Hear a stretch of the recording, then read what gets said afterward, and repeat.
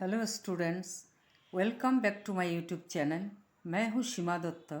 आज मैं आप लोगों को ज्योग्राफी ऑफ असम के पार्ट 2 एक्सप्लेन करूँगी।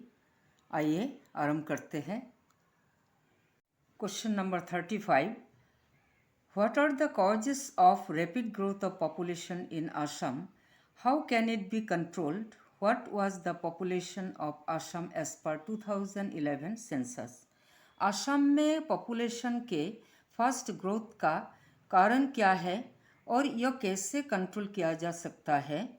2011 सेंसस के अनुसार असम के पॉपुलेशन कितना था? आंसर। फर्स्ट पार्ट क्वेश्चन का आंसर के लिए आंसर नंबर 18 देख लीजिएगा और सेकंड पार्ट आंसर है रैपिड ग्रोथ ऑफ पॉपुलेशन कैसे कंट्रोल किया जा सकता है।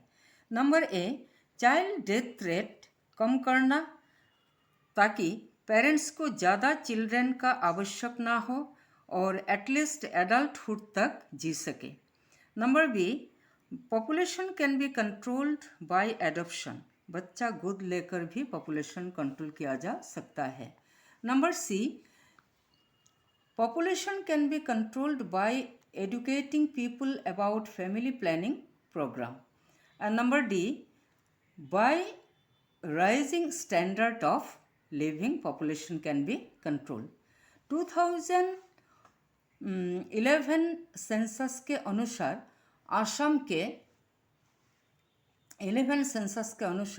असम के पॉपुलेशन 31 मिलियन था। Question number 36। How has faster growth of population in Assam affected the natural resources? Assam में rapid growth of population natural resources को कैसे प्रभावित किया है? Answer. The natural resources of Assam are now not so protected due to the faster growth of population. As a result, pressure of population on natural environment is increasing.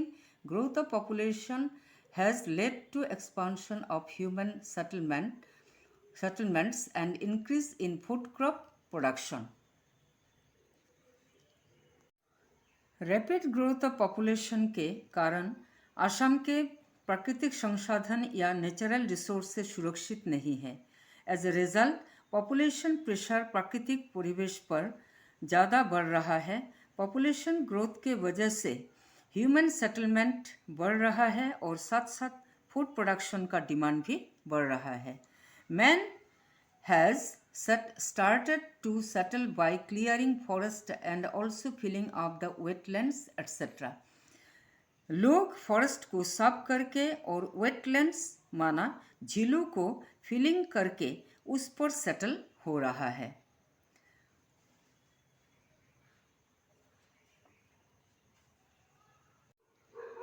Moreover, fertile agricultural भूमि को भी human settlements के लिए use किया जा रहा है। इसी तरह फॉरेस्ट एरिया, झीलों, कृषि भूमि धीरे धीरे ह्यूमन सेटलमेंट के लिए कम होते जा रहा है। क्रॉप प्रोडक्शन बढ़ाने के लिए जो केमिकल फर्टिलाइजर्स यूज़ किया जा रहा है उससे सॉइल का फर्टिलिटी कम होते जा रहा है। देन ह्यूमन एक्टिविटीज़ के द्वारा फॉरेस्ट रिसोर्सेस बहुत ही खराब से प्रभावित हो रहा है। Question number 37। What steps are needed to be followed in creating human resources in Assam? Assam में ह्यूमन रिसोर्स तैयार करने के लिए क्या क्या स्टेप्स लेना आवश्यक है?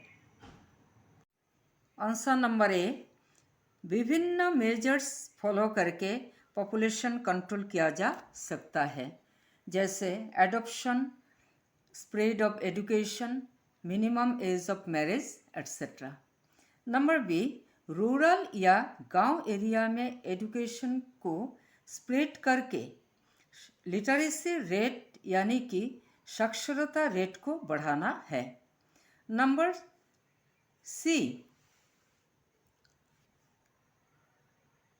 सी, एजुकेशन स्प्रेड करने के लिए गवर्नमेंट को अधिक फंड प्रोवाइड करना चाहिए। नंबर डी, गवर्नमेंट को vocational and industrial training institute यानी कि व्यावसायिक और औद्योगिक प्रशिक्षण संस्थान प्रतिष्ठा करना चाहिए। Question number 38, on what basis has the whole of Assam been divided into 6 agroclimatic zones? What are those zones? Discuss about them. किस आधार पर पूरे असम को 6 एग्रोक्लाइमेटिक जोन्स में डिवाइड किया गया है?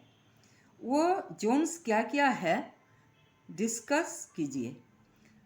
इसका आंसर है, पूरे असम को सॉइल के प्रकार और इसके गुण, ट्रोपोग्राफिकल यानी कि स्थलाकृतिक characteristics and rainfall and temperature distribution के आधार पर 6 एग्रो क्लाइमेटिक जोन्स में डिवाइड किया गया है।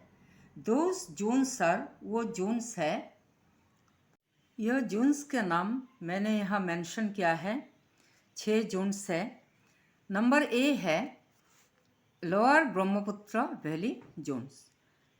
लोअर ब्रह्मपुत्र वैली जोन में कामरूप डिस्ट्रिक्ट को इंक्लूड करके कुल 10 डिस्ट्रिक्ट है,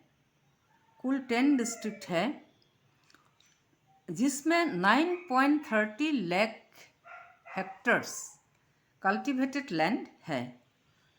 then number B, north bank plain zone. North bank plain zone में दरंग डिस्ट्रिक्ट को इंक्लूड करके कुल 5 डिस्ट्रिक्ट है, जिसमें 5.37 लाख हेक्टर्स कल्टिवेटेड लैंड है और इसमें से 3.36 लाख हेक्टर्स लैंड विभिन्न फसल उत्पादन के लिए यूज़ किया जाता है। नंबर सी है central Brahmaputra valley zone and number D upper Brahmaputra valley zone. Number C and D एक साथ मैंने एक्सप्लेन किया है यहाँ। Central and upper Brahmaputra zone में 3.28 and 6.20 lakh hectares cultivated land है और ये लैंड्स बार बार फसल उत्पादन में यूज़ किया जाता है। Number E Barak valley zone. Barak valley zone में मुख्य डिस्ट्रिक्ट है Cachar, Karimganj and Hailakandi. And number F है हिल जोन। हिल जोन का मुख्य डिस्ट्रिक्ट्स है कार्बी आंगलोंग एंड डिमा हासाओ। यहाँ के ज़्यादातर लैंड्स में भिन्न भिन्न फसलें उत्पादन किया जाता है। क्वेश्चन नंबर 39,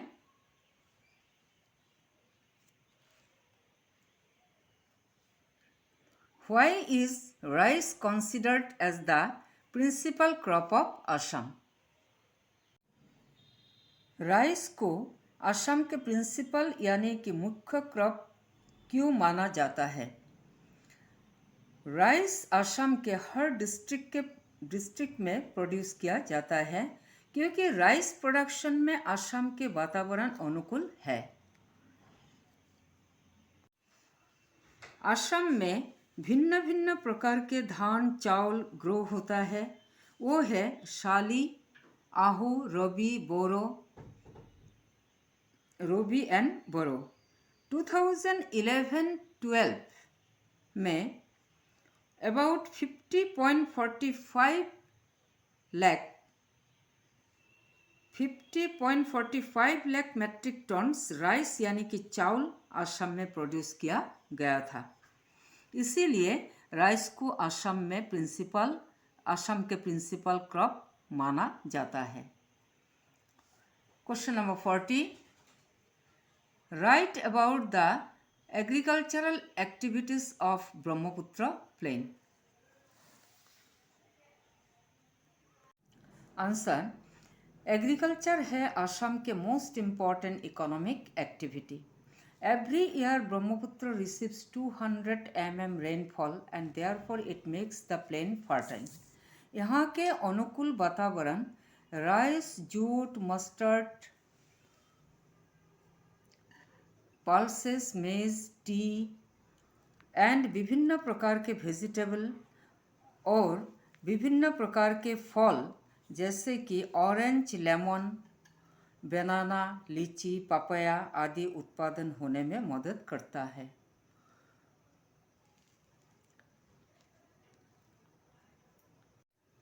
विभिन्न प्रकार के पैडी राइस जैसे कि शाली, आहू, रबी एंड बोरो ब्रह्मपुत्र प्लेन में उत्पादन होता है। फिर ब्रह्मपुत्र प्लेन के मिडिल एंड वेस्टर्न पार्ट के लो लाइंग एरिया यानी कि जहाँ रेन वाटर स्टैंडिंग या खड़ा रहता है वहाँ जूट ग्रो या उगता है। शुगर कैन यानी कि गन्ना ग्रो होता है सिल्टी लूम सॉइल में। सिल्टी माना mixture of clay, sand and payable land. And मेज इज ग्रोन, मेज माना मकई, is grown by Nepali T tribe and hill tribe peasants. Wheat is grown in the western districts over high land of the plain. Potato, cabbage, cauliflower and many types of vegetables are grown in the on the banks of Brahmaputra and its tributaries. Brahmaputra plain चाय के लिए famous है। Large tea estates Tinsukia, Dibrugarh, Sivasagar, Jorhat, Golaghat, Nagaon, Udalguri में पाए जाते हैं। Question number 41, what is jhum और shifting cultivation. Jhum या शिफ्टिंग कल्टीवेशन किसे कहते हैं? आंसर, जूम और शिफ्टिंग कल्टीवेशन एक पुराने मेथड्स ऑफ कल्टीवेशन है जिसमें ट्राइबल लोग पहले हिल स्लोप्स में वृक्ष को काटकर उन्हें जला देता है और साफ की गई लैंड में बीज बोते हैं। असम में जूम कल्टीवेशन होता है कार्बी आंगलोंग एंड डिमा हासाव डिस्ट्रिक्ट में। Question number 42, give an example of winter rice and summer rice each. Answer, Sali is the winter rice and Boro is a summer rice. Question number 43, give 2 examples of cash crops. Answer, tea and rubber, etc. Tea, rubber, etc. और भी है। 44, how many national parks and wildlife sanctuaries are there in Assam at present? At present, national parks है असम में 7, wildlife sanctuaries है 16. Question number 45, how many total integrated infrastructure development centers are there in Assam? Answer, there are total 11 integrated infrastructure development centers in Assam. Some of them are Shilapathar in Dhemaji, Rangia in Kamrup, Titabar in Jorhat district and Tihu in Nalbari district. Question number 46, name the largest agro-based industry of Assam. Largest agro-based industry of Assam है tea industry. Question number 47, what is Bhabar? Answer, Bhabar एक घास का नाम है जो Himalaya, central India, south India आदि में हिली रीजन्स में होती है। भाबर रस्सी बनाने के काम आती है। Question number 48, what are the major problems of agriculture of Assam? Assam के एग्रीकल्चर का मेजर प्रॉब्लम्स क्या क्या है?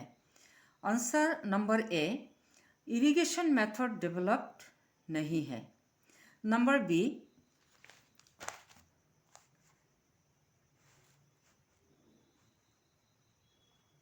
Number B. Assam agriculture flood और बैंक इरोशन से प्रभावित है. Number C.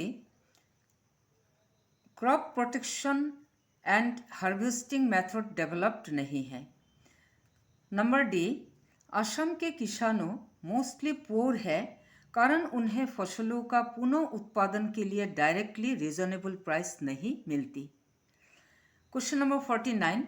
Mention two major problems of crisis of natural resources in Assam.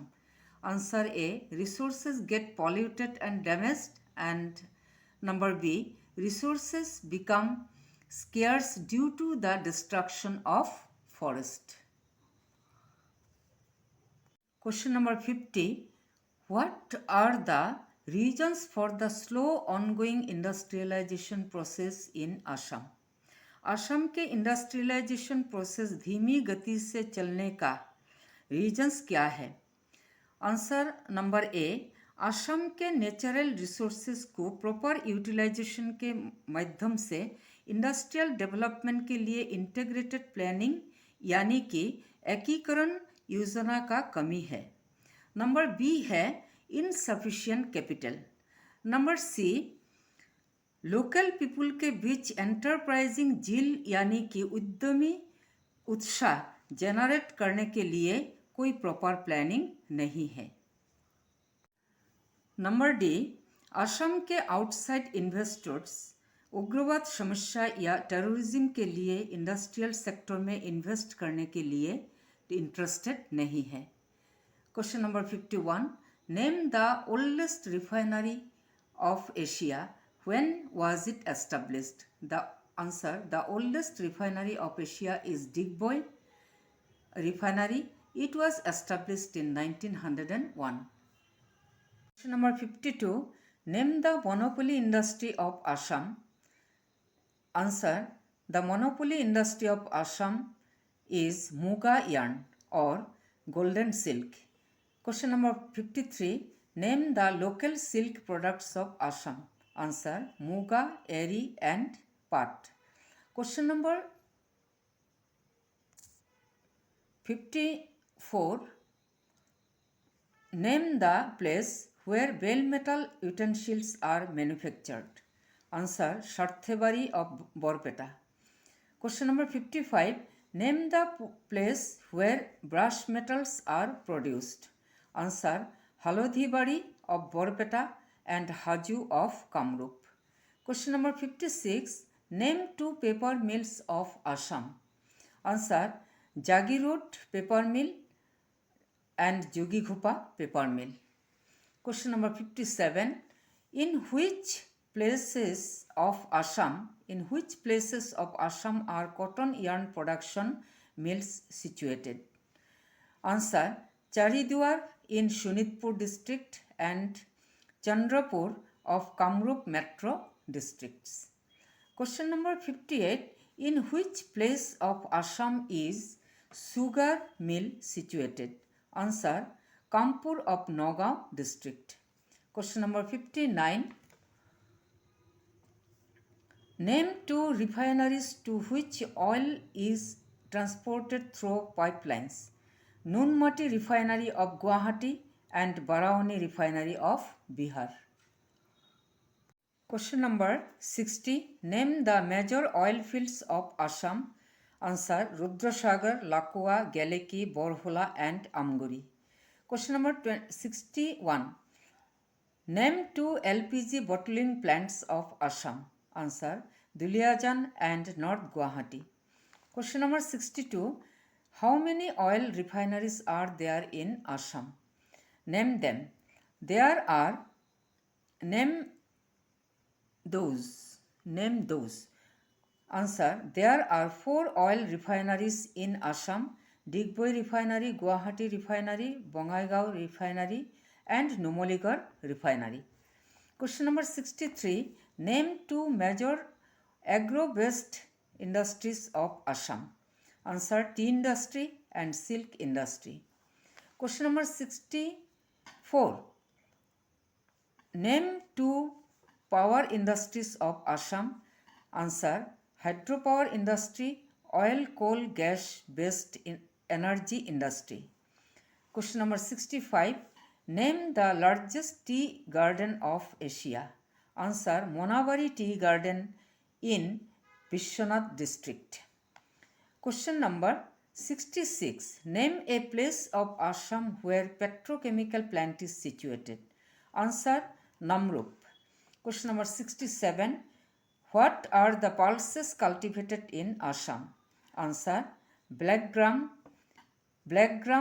green gram, lentil, pea, arahar, gram, etc. Question number 68. What are the major aims of the Assam Industrial and Investment Policy 2014? Answer A, rural area में employment opportunities और per capita income को बढ़ाना. Number B, large number of skilled कर्मचारी create करना. Number C, micro यानी कि सूक्ष्म, small and medium industries के डेवलपमेंट के लिए इन्वेस्टमेंट को बढ़ाना और प्रोत्साहित करना. नंबर डी, विभिन्न इकोनॉमिक एक्टिविटीज़ के साथ साथ मैन्युफैक्चरिंग और सर्विस सेक्टर को डेवलप करके असम के ग्रॉस डोमेस्टिक प्रोडक्ट यानी कि टोटल घरेलू प्रोडक्ट को बढ़ाना. Question number 69. Right about the T industry of Assam in brief. Answer: T industry Assam के सबसे बड़ा एग्रो बेस्ड इंडस्ट्री है. Assam is the leading producer in tea not only in India and Asia but also in the world. Tea production के लिए असम के वातावरण अनुकूल है. असम के total 765 tea estates and 78,091 small tea garden कम से कम 10.12 हेक्टर्स एरिया को कवर करके रखा है 2012 के पर कैपिटा के अनुसार. बहुत लोग टी इंडस्ट्री में काम करते हैं.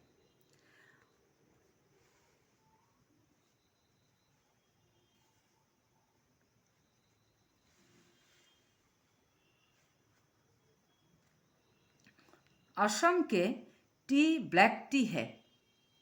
असम में 2 टाइप्स का टी अवेलेबल है, ऑर्थोडॉक्स एंड सीटीसी. सीटीसी माना काट TR curl. CTC black T बनाने का एक मेथड है. ये दूसरा टी से स्ट्रॉन्गर एंड शार्पर होता है और ये स्पेशली टी बैग में पाए जाते हैं. इंडिया के टोटल टी प्रोडक्शन में असम हाफ से भी ज़्यादा प्रोडक्शन करता है. अभी असम के करेंट एनुअल टी प्रोडक्शन है about 630 to 700 million kg. Question number 70. Name the location of Biotechnology Park of Assam. Answer: IIT campus in North Guwahati. Question number 71. Where is the tea park situated in Assam? Answer: Chhoigaon. Question number 72. Why does man haphazardly use the natural resources? What are the 3 major problems arise because of such uses? लोग natural resources को हैफाजर्डली यानी कि unplanned या अव्यवस्थित रूप से क्यों इस्तेमाल करते हैं? ऐसा करने से 3 मेजर प्रॉब्लम्स क्या क्या हो सकता है? Answer: natural resource is the free gift of nature. यही सोच लेकर लोग नेचुरल रिसोर्सेज को गलत या अव्यवस्थित रूप से इस्तेमाल करते हैं. इससे 3 मेजर प्रॉब्लम्स हो सकता है. वो है नंबर ए, रिसोर्सेज पॉल्यूटेड और डैमेज्ड होता है, and number B resources become scarce यानी कि रिसोर्सेज शायद ही बचेगा, and number C severe environmental and socio economic problem arise होता है, एराइज होता है या हो सकता है। डियर स्टूडेंट्स, ये वीडियो से आपको ज़रूर मदद मिलेगा। मेरी चैनल को भी आप ज़रूर सब्सक्राइब, लाइक एंड शेयर कीजिएगा।